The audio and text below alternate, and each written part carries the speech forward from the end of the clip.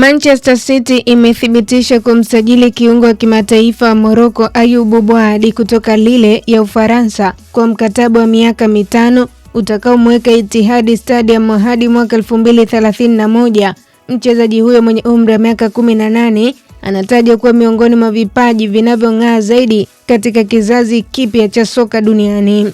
Thamani ya uhamisho huo inakadiriwa kufikia euro milioni 100, huku taarifa zikieleza kuwa ada ya msingi ni karibu euro milioni 95 na kiasi kingine kinategemea na bonus. Dili hilo pia linamfanya Bouhadi kuwa mmoja wa vijana ghali zaidi kuwahi kusajiliwa katika historia ya Premier League.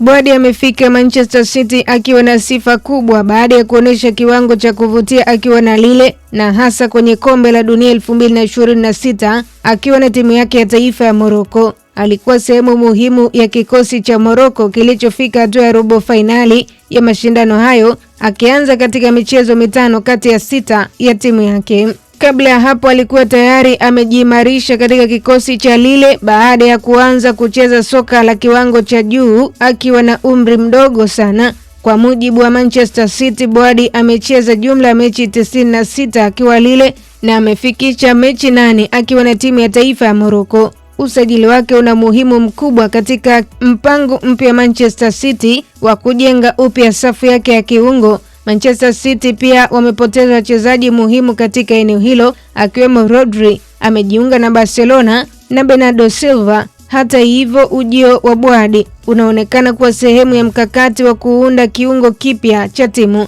Kocha Enzo Maresca anatarajiwa kutumia uwezo wa Bouhadi katika kucheza mipira, kusoma mchezo na kusaidia timu kujenga mashambulizi kutoka eneo la kiungo. Bouhadi pia ana uwezo wa kucheza kama kiungo mkabaji au katika nafasi ya juu zaidi ya kiungo. Akizungumza baada ya kukamilisha uhamisho huo, Bouhadi amesema kujiunga na Manchester City ni siku maalumu kwake kwa familia yake, akieleza kuwa amekuwa akifuatilia klabu hiyo kwa miaka mingi na kuvutiwa na aina yake ya kucheza soka. City sasa inatarajiwa kutumia kipaji chake kama sehemu ya kizazi kipya cha kikosi chake, huku Bouhadi akipewa nafasi ya kukua katika moja ya klabu kubwa barani Ulaya. Kwa sasa taarifa rasmi zinathibitisha usajili wake na mkataba wa hadi mwaka 2031. Taarifa rasmi zinathibitisha kwamba usajili wake ni mkataba wa hadi mwaka 2031. Endelea kutufuatilia Kasako Media Instagram, Facebook na Twitter. Tufollow kama Kasako Media.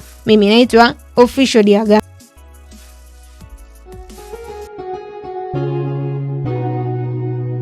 Kasako Media, tunaangazia maisha, tunaandika kesho.